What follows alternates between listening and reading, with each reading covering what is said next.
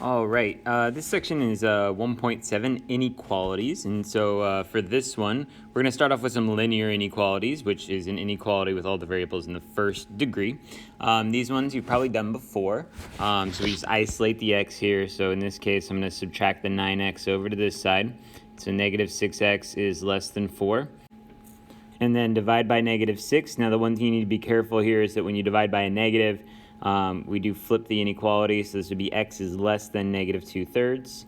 Now they want this in the interval notation, as you can see back here. And so again, if you like to use the number line first, so we have negative 2/3, and it's going left forever.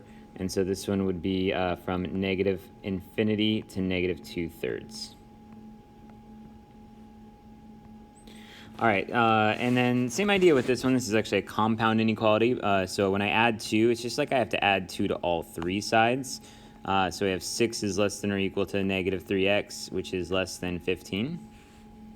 And then I'm going to divide all three sides by negative 3. Now, same rule here. If I divide by a negative, I have to flip this sign. So this is going to be negative 2 is greater than or equal to x, which is greater than negative 5.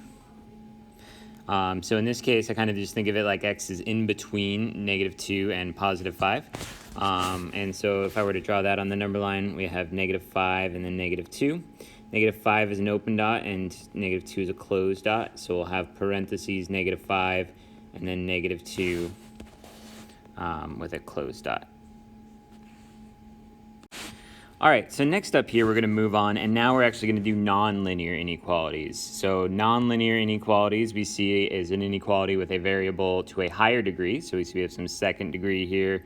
On the next page, we'll have some third or fourth or fifth degree, or with variables in the numerator and denominator of a rational expression. So the steps for this one are very different. You're not really just isolating x. You're going to get one side to 0. You're going to factor. And then on a number line, you're going to put all the values that make the expression 0 or undefined. That's what I meant there for be undefined. And then after that, you have two options. So the traditional way to do this is to test values in the gaps to see if they make the expression positive or negative.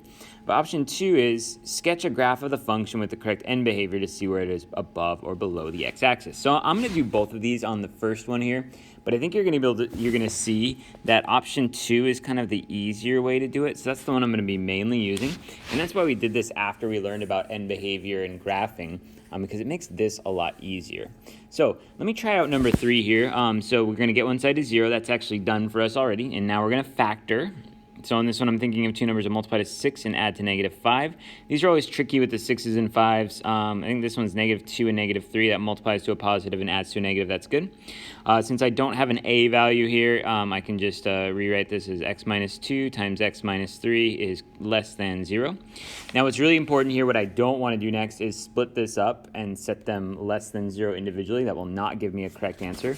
Instead, I have to do step 3 here, which is on a number line, put the values that make the expression 0 or undefined. So it's kind of like graphing the zeros on your graphs on the previous section here. So I'm going to put 2 and 3 there, okay? And you have to put those in order. And so 2 is obviously smaller than 3.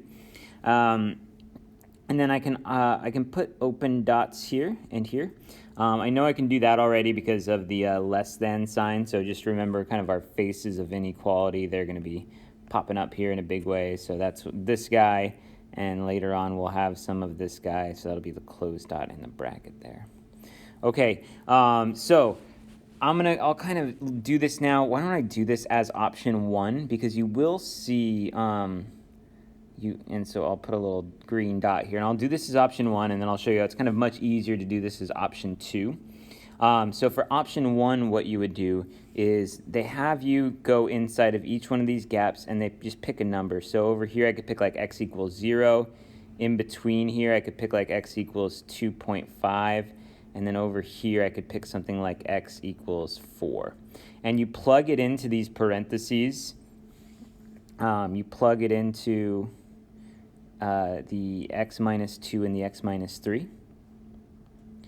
And all you care about is whether it's positive or negative. So if I plug in 0 for x, and I'm showing it in this parentheses here. 0 minus 2 would be negative, and then 0 minus 3 would also be negative. And then we know a negative times a negative is a positive, so they say this zone is positive. In between here at 2.5, if I plug it into the parentheses, 2.5 minus 2 is positive, 2.5 minus 3 is negative, and then a positive times a negative is a negative. Lastly, x equals 4 if I plug those into both parentheses.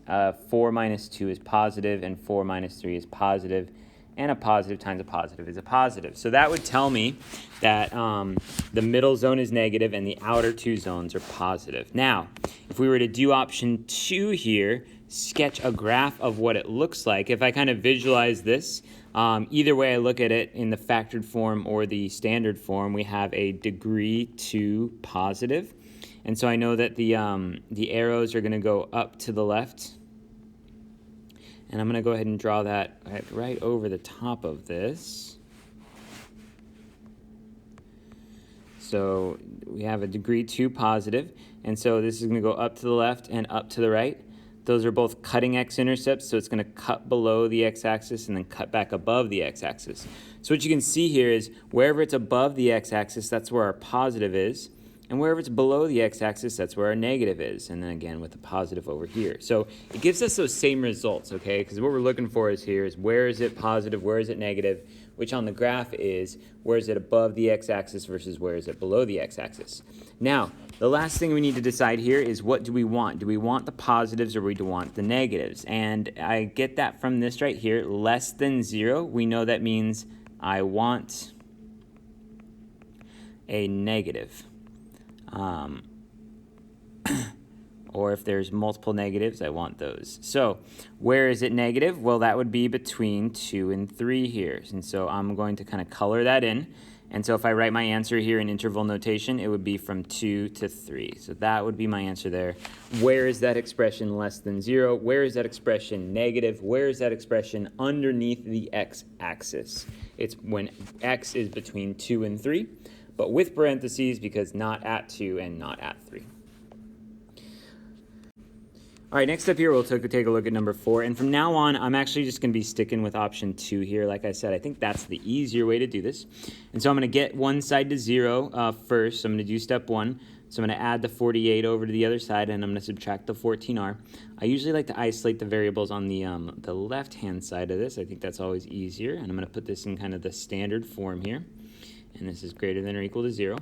Okay, and so now I'm going to factor. We're thinking of two numbers multiplied to 48 and add to negative 14, which is negative 6 and a negative 8. And then once again here, no a value, so I can just call this r minus 8 and r minus 6. And so now I'm going to go to the number line here, and we'll put, even though I have those in the other order, we have to put it in order down here. So I'm going to put 6 first and then 8. These in this case are closed dots, thinking back to our faces of inequality because of the or equals to. And then I'm actually just going to go ahead and graph this. So we know that this is, again, another degree 2 positive when I'm looking at this step right here, or this step right here.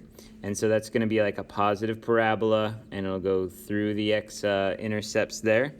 And so I know that this is going to be a plus, this is going to be a minus, and this is going to be a plus.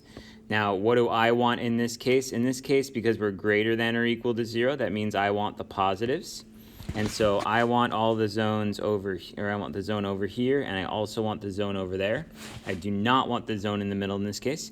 And so in this one, my interval is going to be from negative infinity to 6 with a bracket, and then 8 to infinity. Of course, the infinities are always parentheses, but on the 6 and the 8, those should be numbers. So I'm skipping over that space in the middle again because that is beneath the x-axis.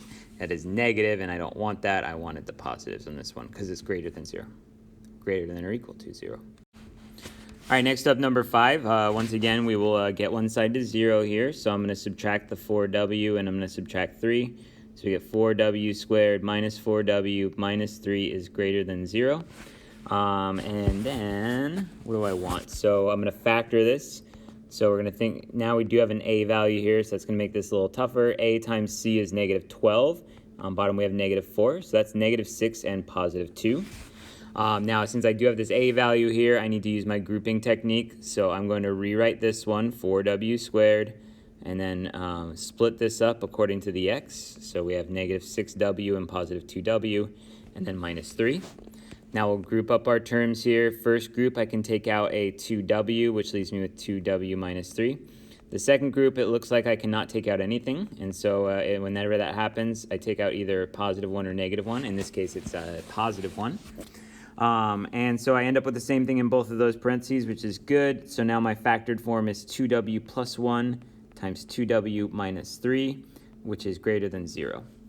So now I need to go to my number line here and draw both of those. So I have negative 1/2 and positive 3 over 2. Oh, I did that in my head, but if you're not sure how I did that, we set those equal to 0, and then we move this one over, so 2w equals negative 1, and then divide by 2. So that's the negative 1/2, and then 2w plus, nope, that one's minus 3 equals 0, so 2w equals 3, w equals 3 over 2. The negative 1/2 will go on the left because it's smaller. Obviously, a negative will be smaller than a positive. And now I'll draw my graph. This is yet another, whether we look at it here or here, it's a degree 2 positive. So another parabola here. So we're going to go like that. And then what do we got here? Open dots. So we have a positive above the x-axis, a negative below the x-axis, and then another positive above the x-axis. In this case, because I am greater than 0, whether you look at it there or there, that means I want the positive.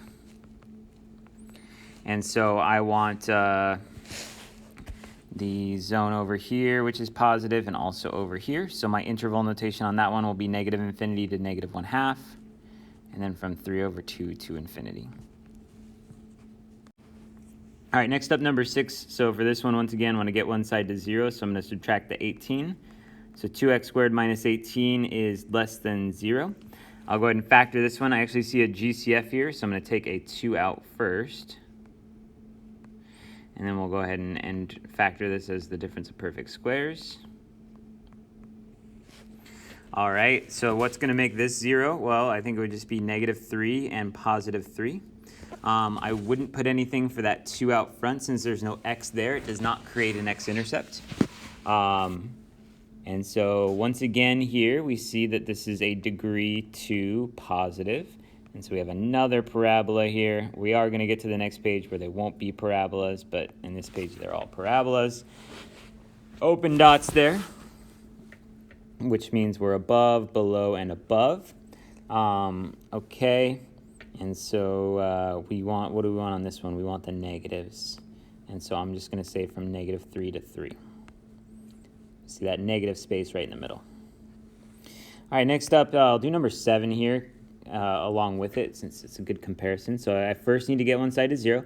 So even though you can factor x squared minus 5x plus 4, don't do that yet. We only factor when one side is 0. Okay, so I got that side to 0, and now actually the only factoring I can do is GCF. So I'll do that. And so now on my number line, I actually have a 0 at 0 because I have an x GCF'd out front. And then also for 5. So these are closed dots here. But I still have that degree 2 positive.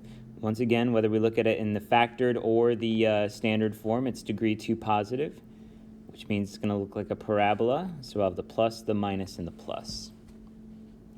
All right, so what do we want on this one? We want the positives.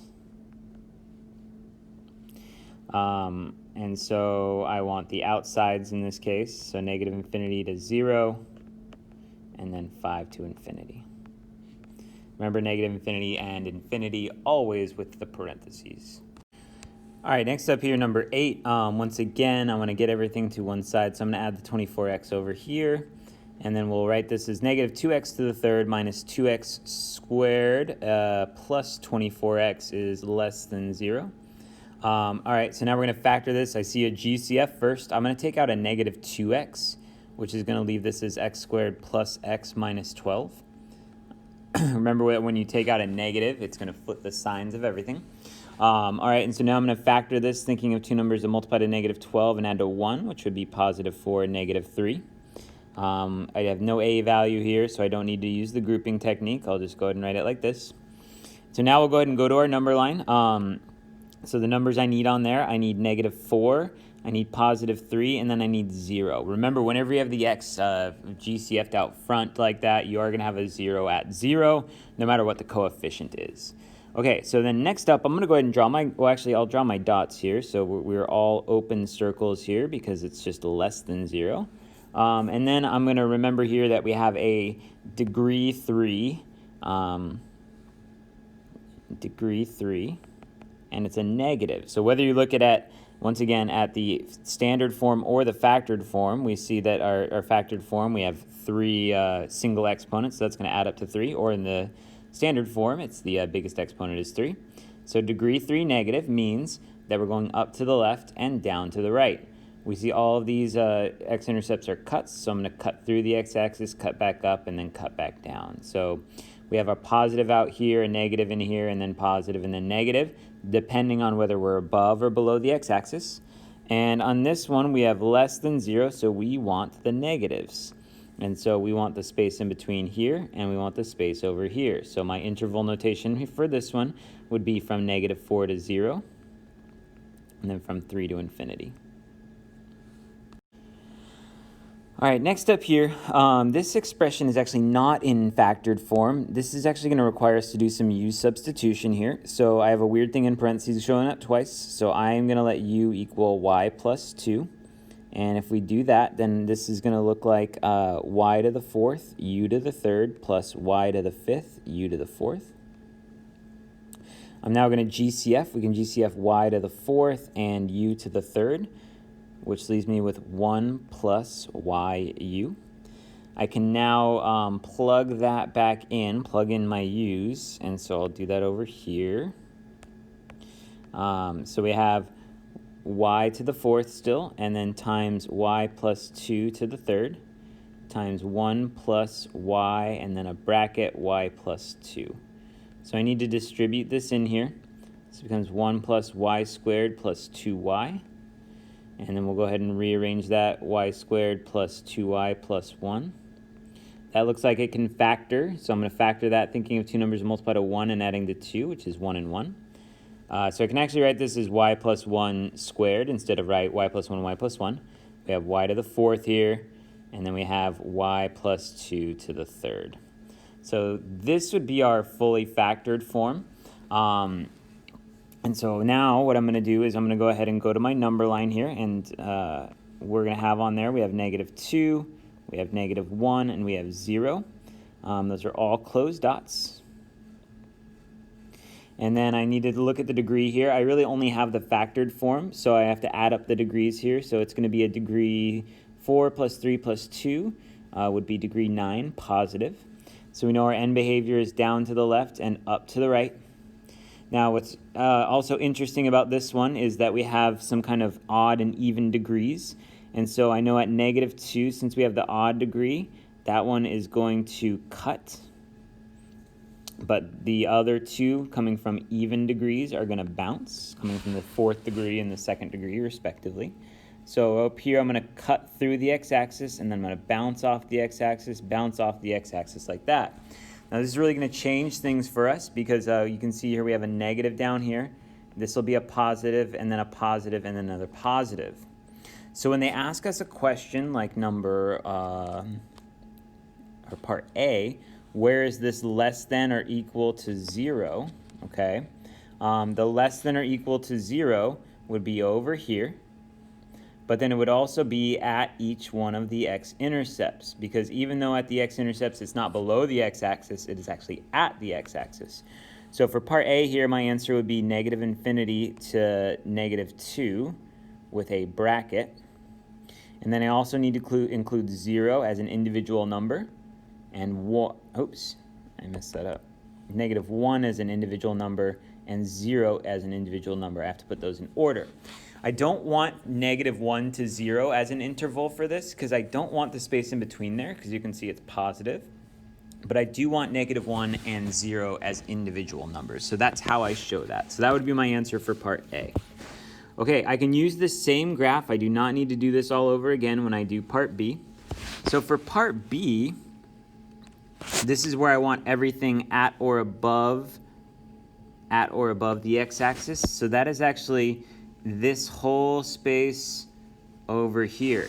There's no breaks in that space because you can see every number from -2 to infinity is either at the x-axis or above the x-axis. So I'm going to have multiple kind of groups there, but I want all of them, and I'm going to connect all of them with one interval from -2 to infinity. I need to do that because I shouldn't be showing any breaks because there are none. All right. Now next up here, we can do where is this greater than 0, and for that I'm going to redraw this since I drew the dots there. So -2, -1, and 0. It's going to be the same drawing except that we have open circles now. So when I want the greater than 0, greater than 0 means just above the x-axis. So I want this interval, I want this interval, and I want that interval. So I want all three of those. So that's going to be from -2 to -1, from -1 to 0, and from 0 to infinity. I can no longer combine those because I need to skip over those individual numbers. And then for this last one, the less than 0, it's this space over here only. I don't want any more of the x-intercepts anymore like I did on part A. So I just want from -infinity to -2 only. All right, next up here we have rational inequalities. So the first step has to be the same on these ones. We will always subtract or add everything over to one side to get one side to 0. So now I'll have 1 plus x over 1 minus x minus 1 over 1 is greater than or equal to 0. So now I need to get a common denominator here. So I'm going to multiply by 1 minus x on this side. I don't really need to multiply the other side by anything. You could do 1 if you wanted to. So that'll give me the common denominator of 1 minus x. And then the numerator, I have 1 plus x from the left fraction. The right fraction, I distribute a -1, so that's -1 plus x. And so if I combine like terms up top, that is 1 minus x over 2x over 1 minus x is greater than or equal to 0. I still need to do that number line thing at this point, and so I said on the first page that you need to put on the number line any numbers that make the expression 0 or undefined.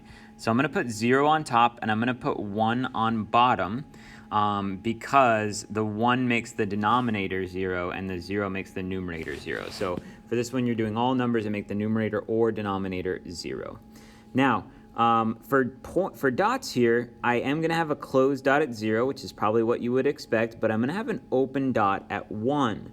Why am I going to have an open dot at 1? Well, any numbers that come from the denominator will always be open dots, okay? So if it makes the denominator 0,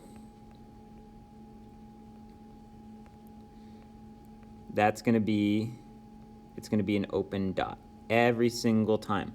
Why is that? Well, remember that if it makes the denominator 0, that's an undefined value. It's a restriction in the domain.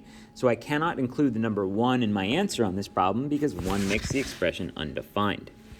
Okay, so now I can actually graph this the same way. I need to identify what the degree is here. I am going to say that this one is a degree 2. Degree 2 because we have that 1x in the numerator and 1x in the denominator is how you're going to look at that. So you kind of just look at the numerator denominator separately. If those were on their own, the top would be a first degree and the bottom would be a second degree, and so just add those up separately. I am going to say that this one is a negative though, and that's because we have a negative x on bottom. So if we have one negative x anywhere, that's going to kind of make it negative. And so this one's going to be actually an upside down parabola, like so. So the negative is down here, positive up there, negative down there.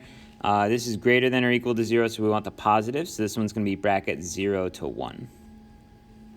All right, next up, number 11. So I will subtract the 2 over x minus 1 here to the other side.